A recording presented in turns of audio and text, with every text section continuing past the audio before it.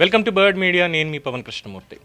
2019-24 మధ్యలో బీఆర్ఎస్ ప్రభుత్వం అధికారంలో ఉన్నప్పుడు, అంటే మళ్ళీ జంతు ప్రేమికులను తిట్టుకోకండి, రోడ్డు మీద మున్సిపాలిటీ వాళ్ళు ఈ స్ట్రీట్ డాగ్స్ని పట్టుకుని ఈడ్చుకుని కుక్కల వాన్ లేస్తారు సరా, అలాగా రోడ్డు మీద ఉంటే ఒక కారులో వచ్చినటువంటి పోలీసులు కుక్కని ఈడ్చుకెళ్ళినటువంటి సాటి తోటి జర్నలిస్ట్ సోదరుడు తొలి వెలుగు రఘు ఈరోజు నుంచి చీకటి వార్తల రఘుగా నామకరణం చేయబడుతుంది.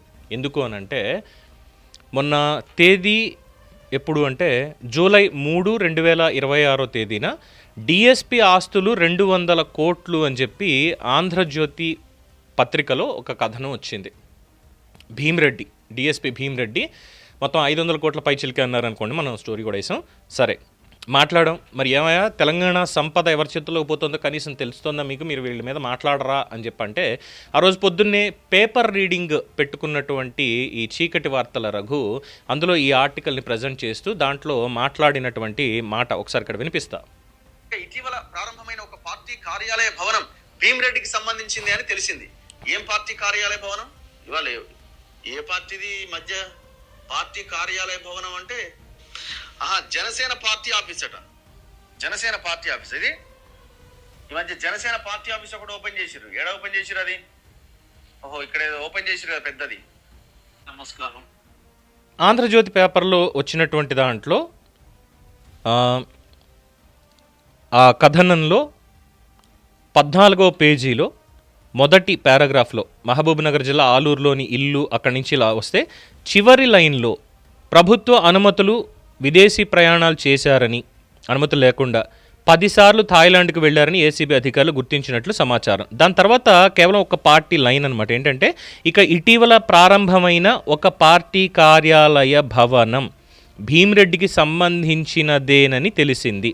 అక్కడ ఏమైనా జనసేన అని పెట్టారా సన్నాసి? సిగ్గనిపించదా నీకు? ఏం ఆధారం ఉంది నీ దగ్గర? అది జనసేనదే అని. ఆంధ్రజ్యోతిలో కూడా ఇటీవల ప్రారంభమైన ఒక పార్టీ కార్యాలయం అని మాత్రమే అన్నారు. పార్టీ కార్యాలయం దగ్గర వాళ్ళు కూడా అక్కడ జనసేన అని పెట్టారా నీకు? ఇటీవల ప్రారంభమైంది ఏది? జనసేన కార్యాలయం మొన్న ఓపెన్ అయింది, ఫైన్, బాగానే ఉంది. తర్వాత ఇంకేం లేవా?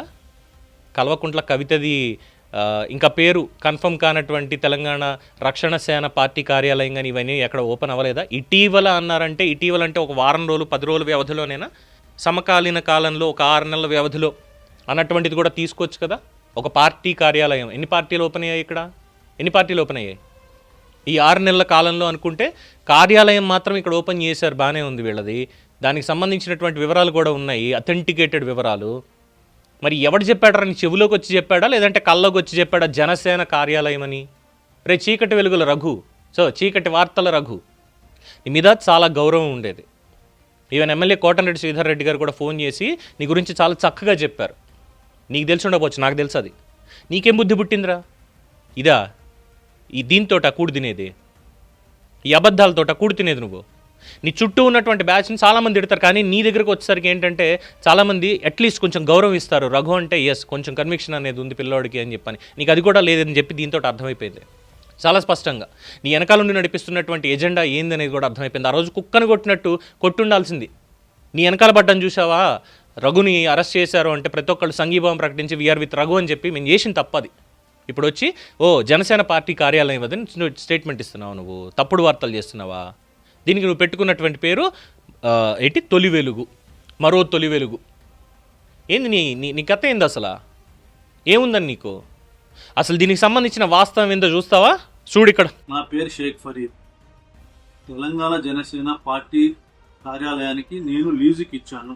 దానికి సంబంధించిన లీజ్ అగ్రిమెంట్ ఇది. ఆ స్థలానికి చట్టబద్ధమైన ఓనర్ని నేను. ఆ సంబంధించిన సేల్ లీడ్ ఇది. ఒక యూట్యూబర్ నిజాలు తెలుసుకోకుండా, నన్ను సంప్రదించకుండా ఆ స్థలం గురించి తప్పుడు ప్రచారం చేస్తున్నాడు. ఏదైనా వార్త చెప్పే ముందు మినిమం తెలుసుకొని మాట్లాడాలి. అలా తెలుసుకోకుండా మాట్లాడుతుంటే నాకు పరువు నష్టం జరుగుతుంది. అందువలన నేను ఈరోజు రాయదుర్గ్ పోలీస్ స్టేషన్కి వెళ్ళి కంప్లైంట్ ఇవ్వడం జరిగింది. పోలీస్ వ్యవస్థ పట్ల నాకు పూర్తి నమ్మకం ఉంది, నాకు న్యాయం జరుగుతుందని. ఇలాంటి వార్తలు చెప్పే ముందు మినిమం తెలుసుకొని ఆ ఓనర్ ఎవరు అనేది వాడిని సంప్రదించి మాట్లాడాలి. ఛానల్ ఉంది కదా అని చెప్పి ఇష్టం వచ్చినట్టు మాట్లాడకూడదు. అదండి అసలు వాస్తవం. ఈ షేక్ ఫరీద్ ఈయన పేరు హైదరాబాద్లోని జనసేన తెలంగాణ రాష్ట్ర కార్యాలయం ఉన్నటువంటి స్థలానికి చట్టబద్ధమైనటువంటి యజమాని. ఆయన స్థలాన్ని జనసేన పార్టీకి లీజుకి ఇచ్చారు. దానికి సంబంధించినటువంటి సేల్ డీడ్ కానీ లీజ్ అగ్రిమెంట్ కాపీ కానీ ఆయన దగ్గర ఉన్నాయి. ఆయన్ని సంప్రదించింది లేదు, ఏమీ లేదు. డిఎస్పీ భీమ్రెడ్డి పవన్ కళ్యాణ్కి పార్టీ కార్యాలయం ఉన్నటువంటి స్థలానికి యజమాని. ఎవడొచ్చి చెప్పాడు సన్నాసి? కోడి చెరువు కబ్జా. ఎవడున్నాడు? కబ్జా చేసింది ఎవడు? 2.5 కోట్లు పెట్టి గవర్నమెంట్కి ట్యాక్స్ కట్టి ఆయన కష్టార్జితంతో ఆయన కొనుక్కొని అక్కడ గోశాలను పెట్టుకొని 80 ఆవుల్ని మేపుకుంటూ పుస్తకాలు చదువుకుంటూ మామిడి చెట్లు వేసి పండించి ప్రతి ఒక్కరికి పంచిపెట్టుకుంటూ వెళ్తున్నాడు తప్పితే అక్కడేమి బిల్డింగ్లు కట్టి 500 కోట్లు 1000 కోట్లు వ్యాపారాలు చేయాలనుకుంటే ఎప్పుడు చేసేవాడు. రేట్లు పెరిగితే ఎప్పుడో కొన్నటువంటిది, ఎప్పుడో మెగాస్టార్ చిరంజీవి కొన్నటువంటి దానికి కోకాపేటలోనూ అక్కడ నియోపోలిస్ దగ్గర రేట్లు పెరిగాయని చెప్పి వాటి మీద వచ్చేటువంటి దాంట్లో ఆడబిడ్డలుగా పనిచేశారు. ఆడబిడ్డలకు వాటాలు ఇచ్చి వాళ్ళకి పనిచేశారు. అలాంటి కుటుంబం అది. కబ్జాలు చేశారా? ఎవడొచ్చి చెప్పాడరా నీకు? నిన్నటి దాకా చాలా గౌరవించాను. తొలి వెలుగు రఘు గారు అనే మాట్లాడాను తప్పితే ఎక్కడా కూడా పరుష పదజాలం కానీ సింగిలర్ వర్డ్ కానీ నేను ఎక్కడా వాడలేదు. బట్ ఇది చూసిన తర్వాత నీకు ఆ గౌరవం ఇవ్వడం కూడా అనవసరం అని ఫిక్స్ అయిపోయాను brother. No doubt in that. నువ్వు గతంలో చాలా చక్కగా ప్రజెంటేషన్ చేసి ఉండొచ్చు. నాలాంటి వాళ్ళందరికీ నువ్వు ఒక ఇన్స్పిరేషన్గా కూడా ఉండొచ్చు. కానీ దిగజారిపోయావు, శాంతం దిగజారిపోయావు. బ్లాక్మెయిల్ బ్రతుకులు అంటారు వీటిని బ్లాక్మెయిల్ బ్రతుకులు అంటారు ఇలాంటి పనులు చేయడాన్ని. ఎవడు చెప్పాడు? ఇప్పుడు నీ మీద కేసు పడింది, ఖచ్చితంగా దీనికి నువ్వు సమాధానం చెప్పుకోవాలి. తప్పుడు ప్రచారం కావాలని చేస్తున్నందుకు, డెలిబరేట్గా పవన్ కళ్యాణ్ని టార్గెట్ చేస్తున్నందుకు గాను నీకన్నది ఖచ్చితంగా ఉంటుంది. రేపన్న రోజు నిన్ను ఎలాగ లాక్కెళ్ళక్కర్లేదు. దీని మీద కేసు ఎఫ్ఐఆర్ నమోదైతే నిన్ను వాళ్ళే వచ్చి గౌరవంగా తీసుకెళ్తారు. లోపల ఉంది కానీ, ఖచ్చితంగా ఉంది కానీ. పిచ్చి నాటకాలా? ఇటీవల ఏర్పడినటువంటి పార్టీ కార్యాలయం వెంటనే జనసేన తప్పితే నీ బతుక్కి ఇంకోటి లేదు. దేనికి నీకు ఇంతమంది పట్టుబడ్డారు? ఒక్కడి మీద మాట్లాడలే. తెలంగాణ సంపదని దోచుకున్నటువంటి దొంగల మీద నువ్వు మాట్లాడవు. నువ్వు ఒక్క మాట మాట్లాడవు. నీకు ఇమ్మీడియట్గా ఇప్పుడు వచ్చేస్తుంది ఆంధ్ర ప్రాంతీయవాదం ఇక్కడ వచ్చేస్తుంది. ఏంటంటే మన బతుకులకి దిక్కు లేదు కదా. 12 ఏళ్ళు అయింది తెలంగాణ విడిపోయి. ప్రజల మధ్య ఎటువంటి ఇబ్బందులు కూడా లేవు, ఎటువంటి ఇబ్బందులు లేవు. కానీ ఆంధ్ర రావాలంతే, మనకు అదే ఆక్సిజన్. ఇప్పుడు పవన్ కళ్యాణ్ అనేవాడు తోడయ్యాడు. ఎందుకంటే కేంద్రంలో బీజేపీ, ఇక్కడ ఎన్డీఏ గవర్నమెంట్, రేపొద్దున ఇక్కడ బీజేపీకి సపోర్ట్గా పవన్ కళ్యాణ్ ఇవి వస్తాడు ఖచ్చితంగా. ఈ రోజుకి వాళ్ళు ఇండివిజువల్గా మాట్లాడుతున్నారు కానీ రేపన్న రోజు కూటమిగా ఏర్పడవచ్చు, తెలంగాణలో జెండా ఎగరేయొచ్చు. అందుకని చెప్పి ఇక్కడ మనకు వచ్చేసింది. మనకు అధికారం లేదు అనుకున్నటువంటి వాళ్ళు నీ పక్క నుండి నీతో చేయించే పనులు, నీకు అన్నట్టు నీ బుర్రకు కూడా కాస్త తెగులు బట్టి చేసేటువంటి మాటలు ఇవన్నీ. ఆంధ్రజ్యోతి కూడా రాయలేదే, ఏర్పడిన కార్యాలయం అని మాత్రమే అన్నారు తప్ప అది జనసేన అని వాళ్ళు కూడా క్లెయిమ్ చేయలేదే. ఇప్పుడు ఆంధ్రజ్యోతి వాళ్ళు కూడా మీ వార్తని ఇలాగ తప్పుడు పద్ధతిలో ప్రచారం చేస్తున్నందుకు మీరు కూడా కేసు వేయాలండి. మీ వార్త నిజం అని మీరు భావించిన పక్షంలో మీ వార్తని వక్రీకరించారు అన్నటువంటి పాయింట్ని ఇక్కడ ఎస్టాబ్లిష్ చేసి మీరు కూడా కేసు వేయచ్చు. ఎందుకంటే ఇది మీ మీద కూడా డెఫమేటరీ అవుతుంది కాబట్టి. చీకటి వార్తలు చదువుతున్నావు, చీకటి వార్తలు చెప్తున్నావు, సిగ్గుండాలి. పేరుకేమో తొలి వెలుగు, చెప్పేదంతా చీకటి వార్తలు. టార్గెట్ పవన్ కళ్యాణ్.